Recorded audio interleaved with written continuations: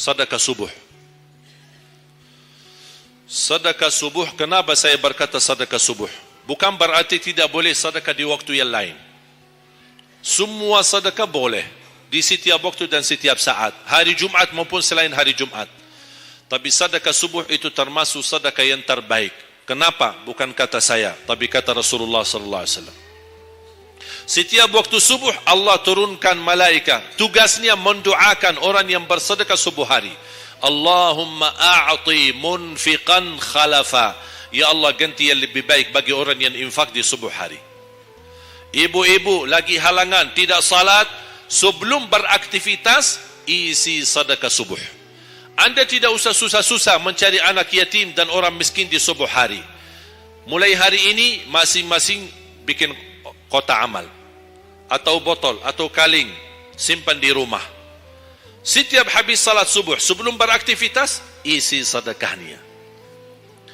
Apalagi kalau sedekah itu disertai doa. Begitu anda sedekah, sebutkan hajatmu. Ya Allah, dengan berkah sedekah ini, ya Allah, saya ingin nikah. Mudahkan jodoh. Nikah lagi juga boleh doa, tidak apa-apa. Ada yang sedang melamar kerjaan, anda isi, wallahi dahsyat, amalan ini wallahi dahsyat, manfaatnya banyak untuk menyembuh penyakit, menabulkan hajat, memudahkan urusan, dan tidak pernah saya sampaikan amalan ini, semua alhamdulillah berhasil mendapatkan hajatnya. Begitu anda isi, doa, ya Allah, dengan berkah sedekah ini mudahkan lamaran kerjaan saya. Ya Allah, dengan berkah sedekah ini mohon titipkan pahalanya untuk kedua orang tua saya. Kalau ada yang merasa dirinya suka marah, suka emosi, ya Allah, dengan berkah sedekah ini tenangkan hati dan jiwa saya agar tidak emosi lagi. Ya Allah, dengan berkah sedekah ini karuniai kepada aku anak penghafal Al-Quran. Bu, jemaah sekalian, saya berkeluarga 12 bersaudara, timnas. Dan kami memang sudah disusun satu lusin. 12 ini mempersiapkan kalau timnas kita belum mampu membawa juara, insyaAllah kami sekeluarga siap mengganti timnas. Alhamdulillah, dari saudara saya 12 ini 10 penghafal Al-Quran. Tapi orang tua saya awam. Percaya enggak? Orang tua saya bukan ulama, bukan kiai, bukan ustaz. Ayah saya belajar kelas 3 SD. Ibu saya tidak pernah masuk sekolah sama sekali. Sampai usia 40 tahun masih buta huruf, tidak bisa baca Quran. Tapi Allah berikan karunia keturunan penghafal Al-Quran. Berkat apa? Salat mereka dan sedekah mereka, termasuk doa. Itu perjuangan mereka. Alhamdulillah, sekarang ayah saya, ibu saya penghafal Al-Quran, yang jadi gurunya anaknya sendiri. Sekarang di Indonesia saya bawa 5 adik saya dan ditugaskan menjadi imam tarawih. Saya bawa mereka pindah dari Arab kemari. Ada 5. Yang perempuan sudah dinikahkan sama orang Indonesia, orang Jakarta. Dan saya dorong adik saya yang perempuan untuk menghafalkan suaminya biar jadi penghafal Quran. Yang 4 laki-laki, ada yang 2 bawa istrinya masing-masing dari Arab, yang 2 lagi saya nikahkan di Indonesia sama orang Indonesia. Ada 1 sama orang Sunda, 1 sama orang Lombok. Jangan khawatir Bu, masih ada lagi. Bahkan saya dorong adik-adik saya semua wajib nikah 4. Masing-masing 4 istri. Kenapa? Supaya banyak keturunan.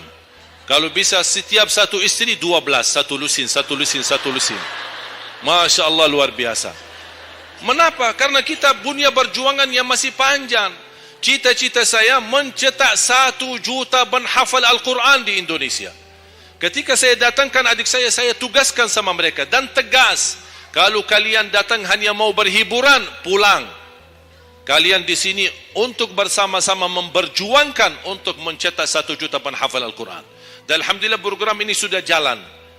Dan kita terus memperjuangkan, dan saya harap semua jamaah insya-Allah berkenan terlibat dalam program ini. Cita-cita saya semua masjid se-Indonesia insya-Allah diimami imam penghafal Al-Quran 30 juz. Bahkan lebih hebat lagi cita-cita saya, insya-Allah saya yakin akan terjadi. InsyaAllah demikian hari, di waktu yang Allah insyaAllah tentukan, insyaAllah Presiden kita penghafal Al-Quran. Coba, ya Allah, rasanya enak.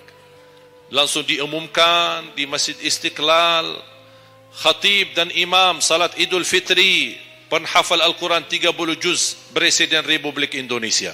Oh, mantap. Imam salat Idul Adha, Presiden kita. Salat Jumat, khatib dan imam, Presiden kita. Tidak perlu ganti imam. Sudah tidak perlu ganti imam, subhanallah. Luar biasa. Coba, saya kagumi ketika membaca dan melihat YouTube-nya Presiden Erdogan, Turki. Walaupun beliau bukan penghafal Al-Quran, tapi murattal bacaannya beliau, Masya Allah. Mana ada sekarang Presiden di dunia Islam sebagaimana bacaannya yang benar. Ini sudah saatnya, tapi bukan sekarang ya, nanti maksud saya, sabar dulu.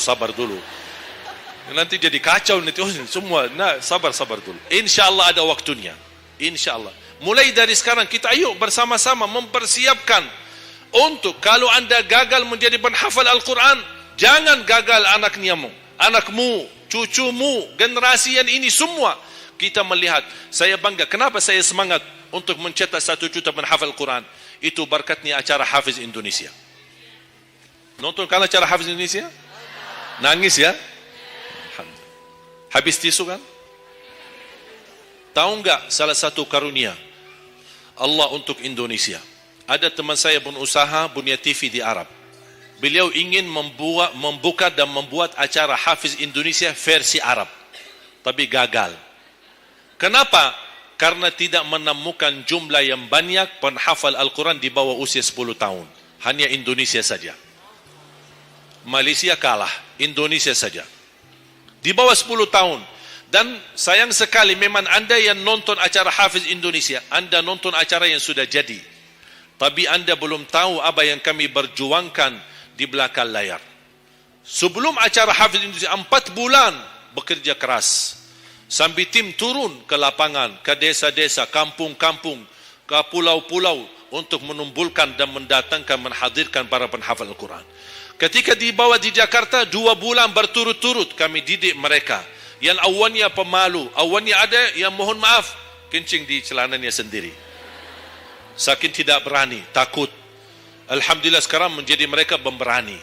Bahkan mereka berlumba-lumba azan subuh. Mereka berlumba-lumba membangunkan sesama saudaranya. Sama-sama tertib, makan. Kita menghadirkan doktor kesehatan. Kita menghadirkan doktor psikologi jiwa untuk menjaga perasaan mereka selama 2 bulan. Didampingi kadang-kadang ibu mereka, didampingi kadang-kadang ayah-ayah mereka. Dan semua rata-rata sepakat orang tua mereka, tidak pernah kami merasakan bangga memiliki anak sebagaimana kami melihat perjuangan di Hafiz Indonesia. Dan Alhamdulillah begitu selesai acara Hafiz Indonesia, kami tidak tinggalkan mereka. Kami terus kawal, kami terus pimpin. Dan Alhamdulillah mereka di kampung masing-masing sudah membangun rumah tahfiz. Ada yang membangun pesantren untuk mencetak dan melahirkan jumlah yang banyak penghafal Al-Quran. Dan ini perjuangan luar biasa. Tidak mudah. Berapa biaya yang dikeluarkan. Dan mohon maaf, belum ada sponsor yang bisa mensponsori kita dan membayar full untuk kita. Kita terus bekerja keras. Dan Alhamdulillah masih Allah hantarkan kepada kita orang yang dermawan, orang yang baik, yang berduli dengan dan mencintai Al-Quran. Allah anugerahkan.